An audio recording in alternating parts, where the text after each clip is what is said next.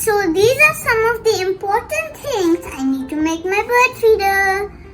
Here are some old ropes to hang and an egg carton to put all the seeds in. So can I tell you which side of the egg carton I'm going to use for all the seeds for the birds? I'm not using this side because it has holes and the seeds might fall, and we are using this side because it has lots of holes and we can put the seeds in.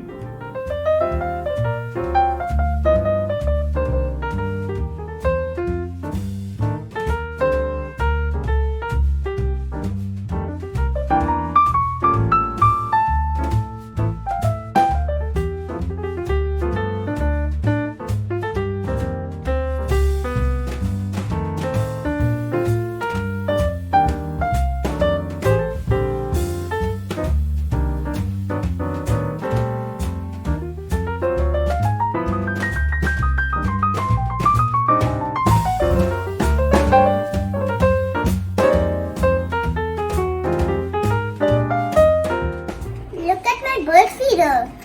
So I have painted on the back and the front and the sides, and this looks very nice. I like it. And now let's put on the ropes.